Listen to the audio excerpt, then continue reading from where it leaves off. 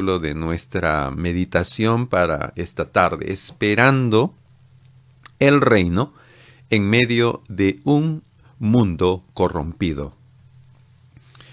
A través de los salmos que ya hemos leído, notamos una canción, una expresión, una oración de liberación. Continuamente el salmista, y la experiencia de David ha sido una experiencia bastante dura. Claro, en este caso, el Salmo 14, de una manera especial, nos muestra un contexto no alentador como en el resto de los salmos. Sin embargo, a pesar de ese contexto desalentador, hay un rayo de luz, y como hemos titulado, esperando el reino de Dios, es decir, hay un rayo de esperanza. Siempre se dice que la esperanza es lo último que se pierde, ¿no es cierto? Pero en el caso del creyente, la esperanza nunca se pierde. El creyente no puede decir que la esperanza es lo último que se pierde, porque no sería creyente, pues, ¿no? La persona que piensa así no es cristiana. Pero el cristiano, en cambio, al contrario, ¿no? Él nunca pierde la esperanza. ¿Ha perdido usted la esperanza? ¿Se siente desesperado? Mira las noticias y aunque la curva esté bajando, usted dice, ya no hay solución. Puede que el contexto haga perder las esperanzas, pero hay muchas cosas que hacen que los creyentes puedan ser tentados a no tener con fuerza de vida la esperanza, ¿no? Incluso los creyentes, y aquí los que me están viendo pueden dar testimonio, que a pesar de que este año han tenido que dar sepultura a hermanos, parientes, seres queridos muy cercanos, sin embargo el cristiano no despide a sus seres queridos en el cementerio desesperados. No, el creyente guarda en lo más profundo de su corazón, a pesar del dolor, la tristeza, el luto, guardamos esperanza, porque en lo más profundo de nuestro ser, allí habita pues esa palabra de nuestro Salvador, el Señor Jesucristo, quien nos dijo, haciendo eco para todos nosotros, lo que le dijo a la hermana de Lázaro, ¿no es cierto? El que cree en mí, aunque esté muerto, vivirá. Hermanos amados, el creyente se caracteriza por tener esperanza. Pero, ¿qué es lo que esperamos? Bueno, en esta tarde el énfasis es la esperanza puesta en el reino de Dios, a pesar de estar en un contexto de corrupción. Estamos en un mundo corrompido, pero tenemos la esperanza puesta en el reino, y especialmente en el Rey, En esta tarde, la lección, la meditación que quiero compartir con todos ustedes, amados hermanos, es la siguiente. Dios quiere que nuestra esperanza esté puesta en su reino prometido, sabiendo que el ser humano es necio y corrupto y que Dios destruirá a los malos. Sí, eso lo debemos saber, pero nuestra esperanza no está pues en este mundo corrupto, en este mundo lleno de maldad, sino está puesta en Dios, y esperamos su reino. Aguardamos su reino. El mismo Señor Jesucristo nos enseñó a orar: Padre nuestro que estás en los cielos, santificado sea tu nombre. Venga a nosotros tu reino. Jesucristo, cuando comenzó a predicar, de acuerdo al Evangelio de Mateo, Marcos y Lucas, se nos narra allí en los Evangelios que Jesucristo comenzó a recorrer las aldeas predicando el Evangelio del reino.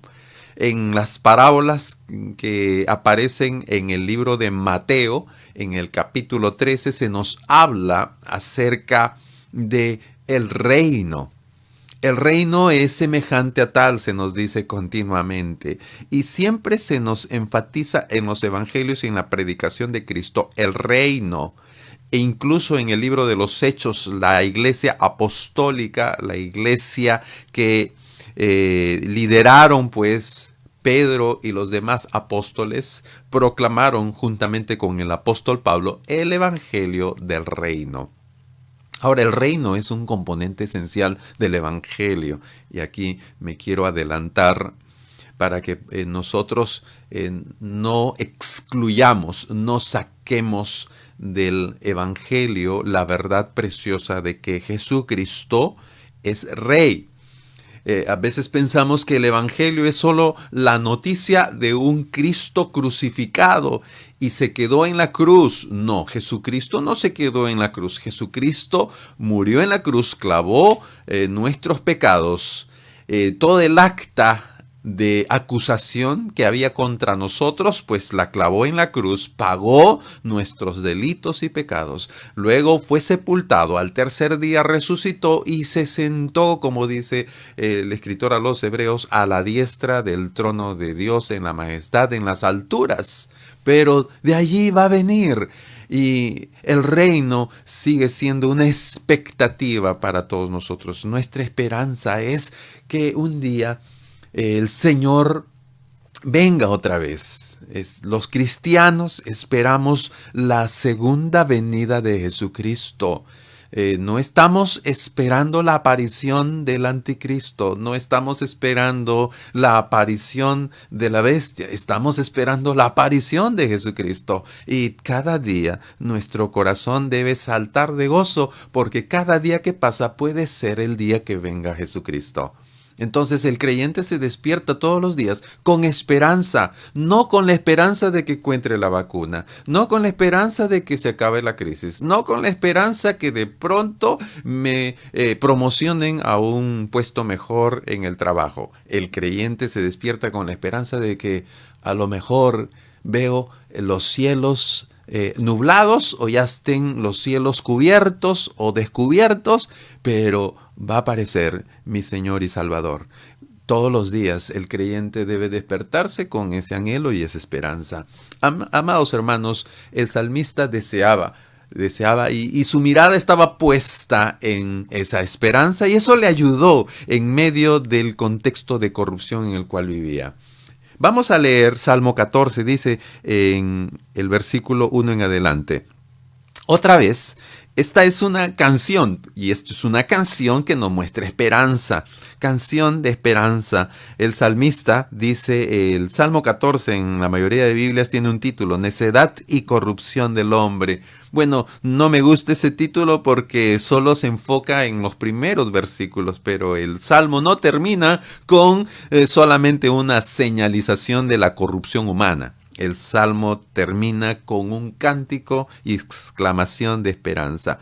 Al músico principal, si no, no sería una canción realmente dirigida a Dios. El salmista está dirigiendo esta canción al trono de la majestad, al Dios Todopoderoso, al músico principal. Salmo de David.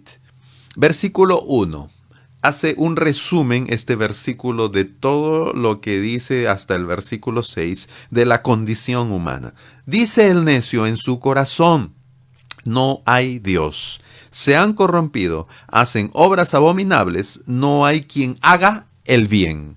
En este pasaje se nos habla acerca del necio, dice, el necio en su corazón, en lo más profundo de su ser. No son como en el lenguaje popular contemporáneo. El corazón es más un símbolo de los sentimientos, ¿no es cierto?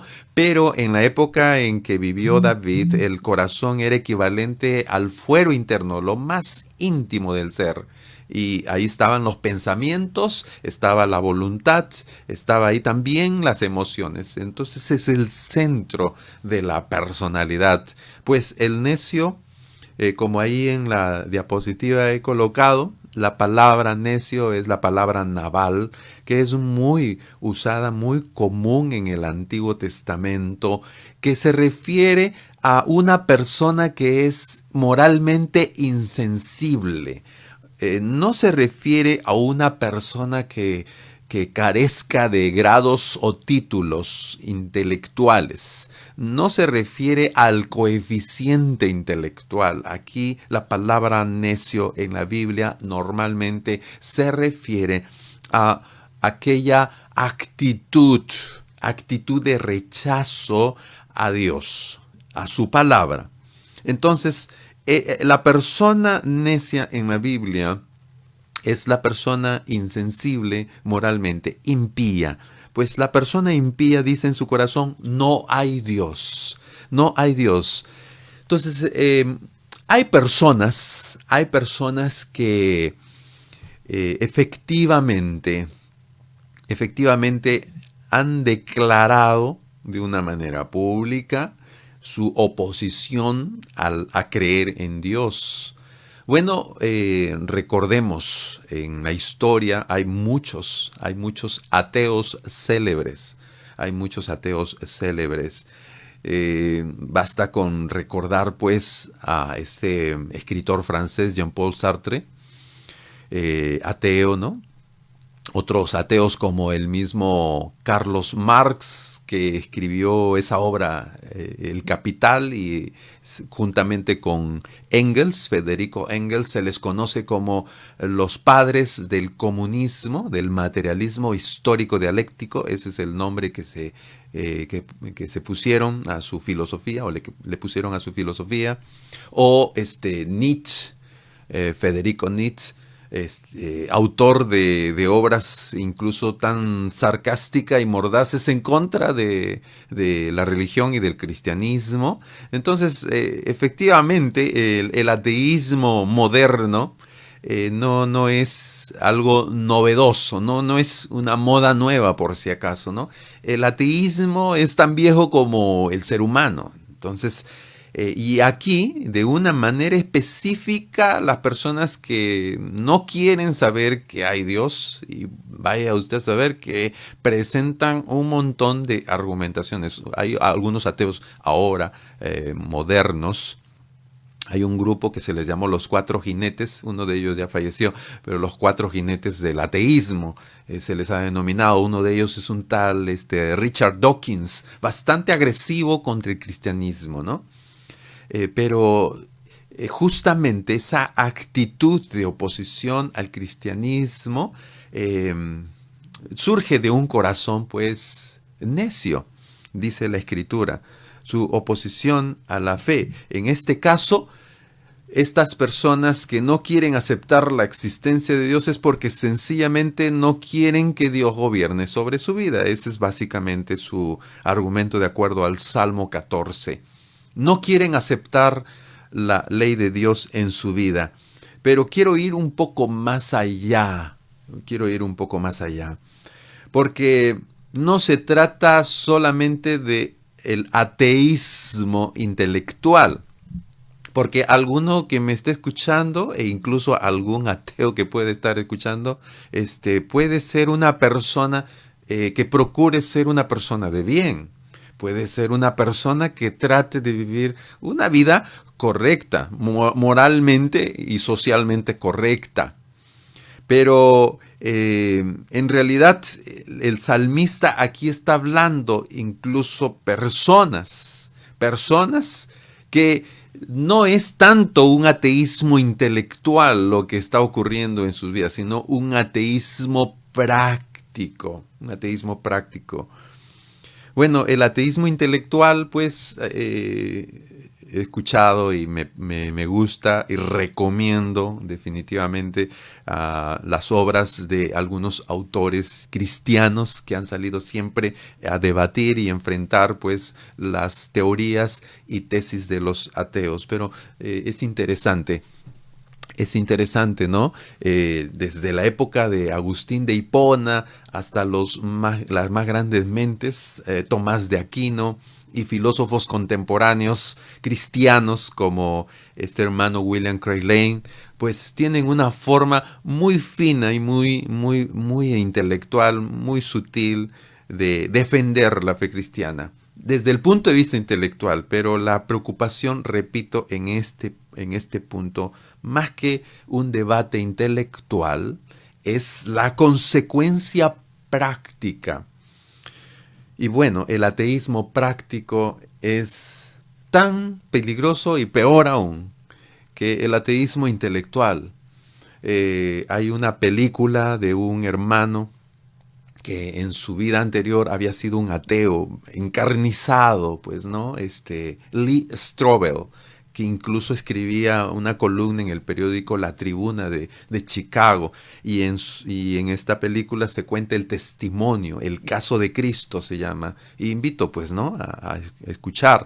Pero es interesante, pues, efectivamente hay personas que intelectualmente no están convencidas de la existencia de Dios. Y entonces, he ahí nuestra evangelización, nuestro amor para ayudar a estas personas, y muchos de ellos que provienen del ateísmo se han convertido en defensores de la fe cristiana. ¿Quién no ha escuchado el testimonio del hermano Josh McDowell?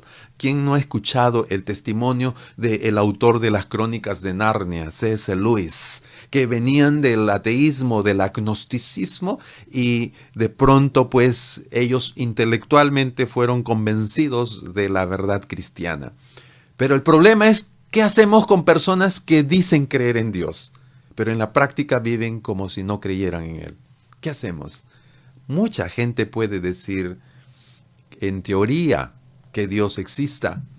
Mucha gente puede decir incluso que es parte de una congregación, pero en la práctica son corrompidos. De eso nos habla, por ejemplo, Pablo en Tito. Profesan conocer a Dios, pero con sus hechos lo niegan. ¿Eres un ateo intelectual o un ateo práctico? Y aquí el escritor está hablando más del problema de los ateos prácticos. En fin, el ateo intelectual, muchos de ellos se han convertido, aunque sea después de tiempo, ¿no? Como Anthony Flew, un ateo, filósofo británico. Pero él luego dijo, yo creo que Dios existe. Pero el problema más terrible es el ateísmo práctico. No quieren tomar en cuenta a Dios en sus vidas. Y aunque en el Perú pueda haber muchas personas que se declaran creyente, más del 80% diría yo creo en un Dios.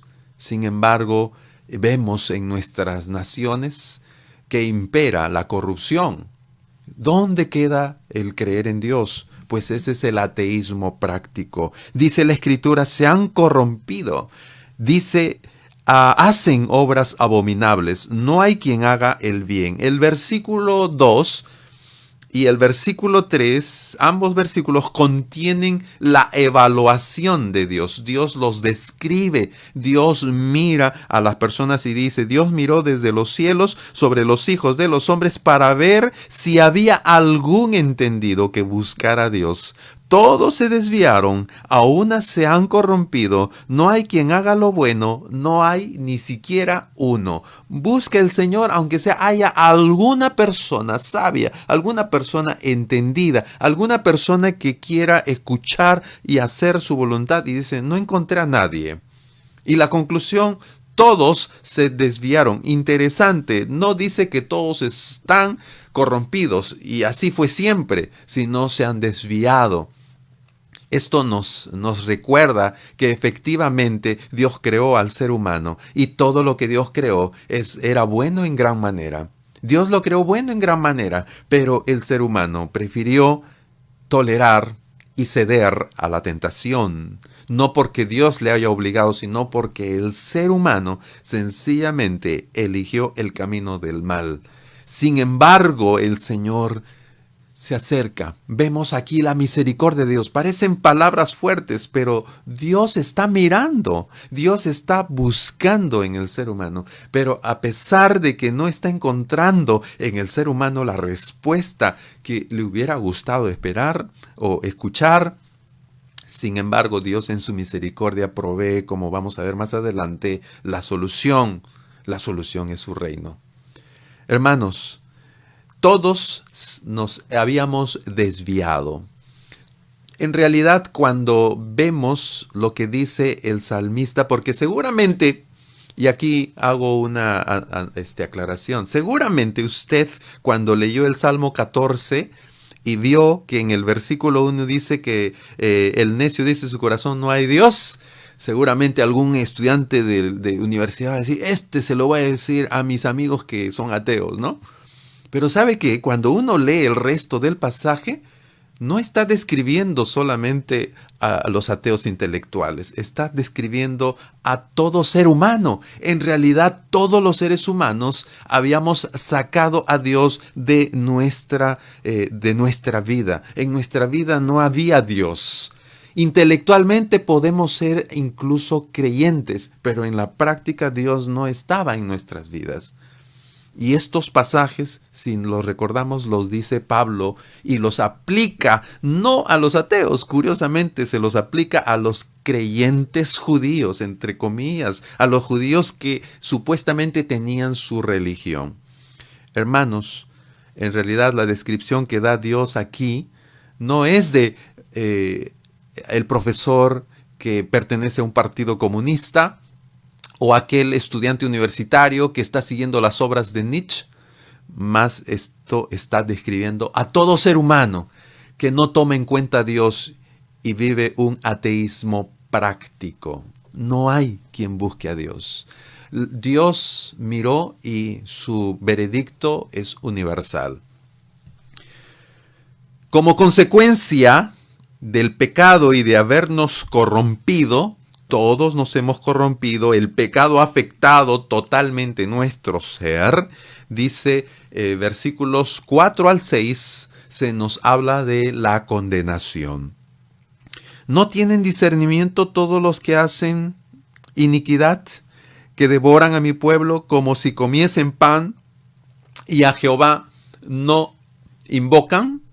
Estas personas o el ser humano sencillamente ya dejó a un lado el entendimiento y el discernimiento, como dice aquí, y nos habíamos dedicado a la iniquidad, a la maldad. Muchas personas al escuchar al presidente Vizcarra y en esta coyuntura se ha hablado de la mentira y cómo se miente públicamente. Sin embargo, no estoy diciendo que esté bien mentir. Al contrario, la mentira es mala. Sin embargo, vivimos en un mundo donde la mentira se ha convertido en un asunto incluso cultural y educativo. Se miente estructural y sistemáticamente en nuestra sociedad. Es lo que decía un pensador antiguo, que los gobernantes finalmente reflejan los pecados de todo el pueblo, ¿no? Y en cierta manera en nuestros líderes se ve reflejada la moralidad de toda una nación.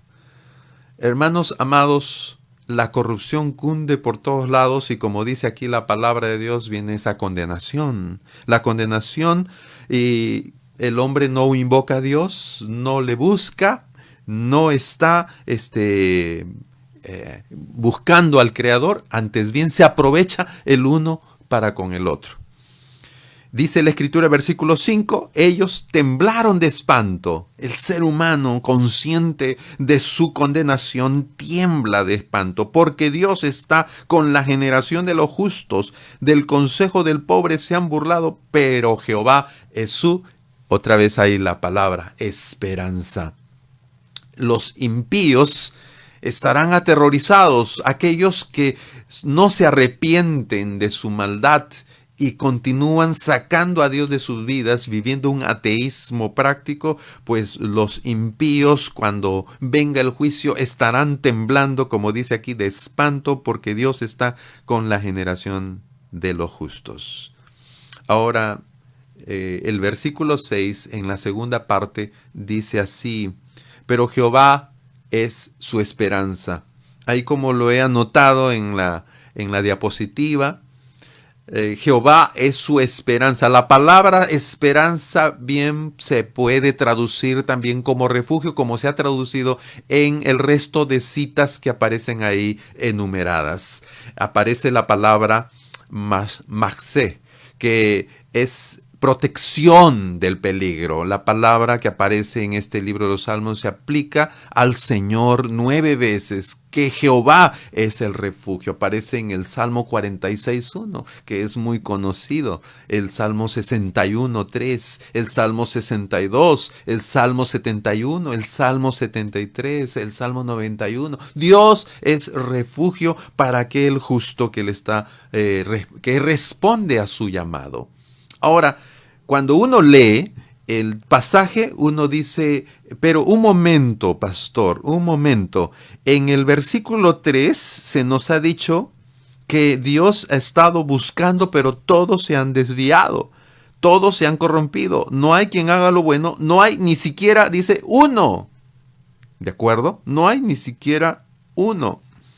Pero luego en el versículo 5 se nos dice, ellos temblaron de espanto porque Dios está con la generación de los justos. Un momento, ¿no se supone que no hay ninguno? ¿Cómo es que aquí se menciona a personas justas? Las personas justas de las cuales habla aquí no son personas que nunca se han corrompido. No son personas que no pertenecían a los versículos del 1 al 4. Los justos que aparecen en el versículo 5 y que luego dice la Escritura que Él está con esa generación, con esa generación de justos, pues esos justos no son los que han estado ajenos a la descripción de la corrupción. No, los justos son personas que también han sido pecadoras, pero han sido salvadas, han sido liberadas, han sido rescatadas, han sido perdonadas. El pueblo de Israel no fue mejor que cualquier otro pueblo.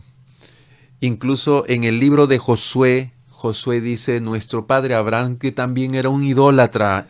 Abraham también era un idólatra. Y Dios lo rescató y lo sacó de Ur de los Caldeos. Y el Señor les dice a los israelitas en Deuteronomio, en el capítulo 7, que Dios no les rescató porque fuesen mejor que todos los pueblos. Antes bien era un pueblo inferior, dice, y obstinado y rebelde.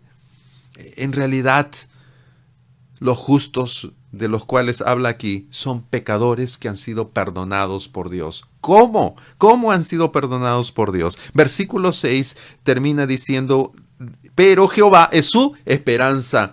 Es decir, los justos son personas que han estado también viviendo en la necedad, estaban viviendo en esa necedad generalizada, estaban viviendo también en la corrupción, estaban hundidos en la corrupción, pero Dios vino como un rayo de esperanza y ellos se han refugiado en Él. Dios ha venido para rescatarles y ellos se han acogido al refugio del Señor. Versículo 7, y allí la esperanza que irrumpe como un estallido de, diríamos, de júbilo del salmista. El salmista en medio de esta sociedad corrupta y habiendo sido liberado por la gracia y la misericordia de Dios y habiéndose refugiado en el Señor, el salmista exclama en el versículo 7 su canción de esperanza. Dice, ¡oh, que de Sión saliera la salvación de Israel! Cuando Jehová hiciere volver a los cautivos de su pueblo, se gozará Jacob y se alegrará Israel. Dios, dice aquí la Escritura, de Sión saliera la salvación de Israel. Cuando habla de Sión, esa es la manera para referirse al monte sagrado de Dios. La ciudad de Jerusalén estaba asentada sobre el monte de Sión y en el monte de Sión también estaba allí. En la montaña y en la explanada del templo, ahí estaba la habitación de Dios, la presencia de Dios. Es interesante que Jesucristo entró por el lado occidental de Jerusalén, entró por el lado oriental, disculpen, por el lado donde se pone el sol, al frente del Monte de los Olivos, entró por ese lado y entró a Jerusalén, por el lado que es el monte de Sión, y entró a Jerusalén, y de Sión salió pues la salvación a todos los pueblos. Es decir, que aquí está anticipando la salvación que Dios dará desde Sión con el reinado de Dios sobre el trono de Israel, pero también para bendición de todas las naciones. Por eso Jesucristo comenzó a predicar el reino, porque el reino trae salvación, el reino es lo que trae la liberación, el reino es la esperanza frente a un mundo corrompido. ¿Cuál es la esperanza para los gobiernos corruptos? ¿Qué esperanza podemos nosotros albergar frente a un mundo corrompido? Pues la única esperanza es el reino de Dios. Lo que necesitan nuestras naciones no es un sistema más rígido para controlar la corrupción o los funcionarios corruptos. Nuestra sociedad no necesita pues que invirtamos tanto para que se, entre comillas, reeduque. Lo que se necesita es la proclamación del reinado de Dios. Dice aquí el salmista, la esperanza es Sión, y que de Sión salga la salvación, la liberación para Israel. Y cuando Jehová hiciere volver a los cautivos de la cautividad, dice, no, hiciere volver a los cautivos de su pueblo.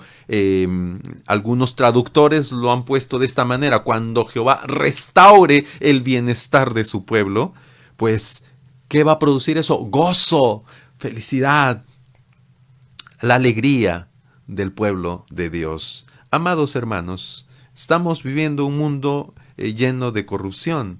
Pero la esperanza no vendrá porque las nuevas generaciones sean mejores que nosotros, aunque algunos pueden pensar eso. Sin embargo, cuando vemos las nuevas generaciones sin igual o peor de corruptas, en realidad la esperanza es Jesucristo.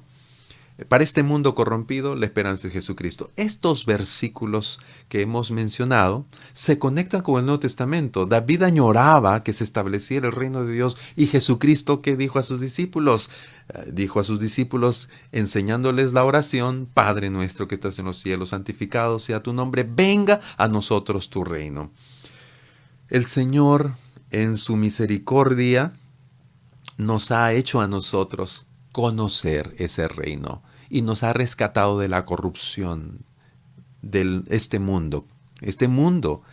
Y esa liberación de las ataduras de la corrupción viene a través de el Rey de Reyes. Todo reino tiene un rey, y ese rey se llama Jesucristo. Es en Jesucristo que encontramos esperanza, liberación. Y esto produce gozo, un gozo que lo celebran también los profetas. Ahí hay una cita del libro del profeta Sofonías en el capítulo 3, versículos 14 al 16, en donde nos habla de que debe haber regocijo en Israel, en Jerusalén. Estos pasajes que hemos leído del Salmo 14 están citados en el Nuevo Testamento y los usamos para evangelización muchas veces. Nos hemos olvidado. Estos pasajes no son usados por el apóstol Pablo para hablar a aquellas personas viviendo fuera. Los aplica el apóstol Pablo a sus propios paisanos, los judíos, cuando escribe su carta a los romanos. En el capítulo 3, él directamente se dirige a sus propios paisanos, aquellos que han nacido en una casa donde se enseña la Biblia. Usted y yo seguramente, alguno que me escuche, puede haber nacido en una familia religiosa, ya sea evangélica o no evangélica, pero no, en mi casa creían en Dios. Pues el apóstol Pablo se dirige a personas que desde pequeñas les han enseñado incluso la Biblia, les han enseñado la religión. ¿Y qué les dice? Pues les hace recordar lo que dice la Escritura. Como está escrito, versículo 10, no hay justo ni aun uno. Recuerde que estas palabras Pablo se las está recitando a judíos, porque los judíos se creían muy religiosos, muy creyentes, tenían pues la Torá, tenían la ley, tenían la Biblia, tenían la creencia en Dios, pero Pablo citando un pasaje que comienza hablando de los ateos, más bien se los lanza y se los dirige a los judíos, porque no se trata de haber nacido en una familia cristiana o una familia religiosa. Todos nosotros, en realidad, hemos venido a este mundo manchados por el pecado y no hay justo ni aun uno. No hay quien entienda, no hay quien busque a Dios. Todos se desviaron, a unas se hicieron inútiles. No hay quien haga lo bueno, no hay ni siquiera uno. No hay ni siquiera uno, pero bendito sea el Señor, que a pesar de nosotros haber nacido y vivir en medio de la corrupción espiritual, porque nuestra alma fue manchada con el pecado, a un niño no se le enseña a ser egoísta, a un niño no se le enseña a ser desobediente. Nosotros venimos con el orgullo, venimos con el egoísmo, venimos con esa tendencia hacia el mal, pero alabado sea el Señor, que tenemos esta palabra de esperanza. De pronto alguien dice, los judíos dijeron, vamos a buscar entonces la solución a través de cumplir con la ley. Y sigue Romanos 3 diciendo en el versículo 20, ya que por las obras de la ley ningún ser humano será justificado delante de él, porque por medio de la ley es el conocimiento del pecado. Más bien la ley sirve como un faro o como un reflector que ilumina lo mal que estamos. Versículo 21, pero ahora, aparte de la ley, se ha manifestado la justicia de Dios testificada por la ley y los profetas. La justicia de Dios por medio de la fe en Jesucristo. Jesucristo es la esperanza para este mundo perdido. Jesucristo es la esperanza para este mundo corrompido. Jesucristo es la esperanza. Y en medio de la situación que estamos, pues Jesucristo sigue siendo esperanza para ti, mi hermano, para ti, mi hermana, para todos nosotros. Jesucristo no dejó de ser la esperanza y su reino se instaurará.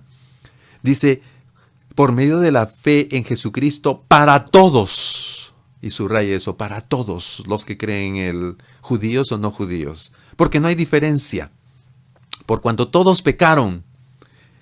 Recuerde, Salmo 14. Por cuanto todos se han corrompido, por cuanto todos hemos vivido en la necedad. Por cuanto todos pecaron y están destituidos de la gloria de Dios. Pero note ese pasaje tan precioso. Siendo justificados gratuitamente, no por medio de una religión, no por medio de una iglesia, no por medio de un rito, sino por su gracia mediante la redención que es en Cristo Jesús. Cristo Jesús es la esperanza para el mundo perdido. Y que Dios nos ayude a cantar como el salmista.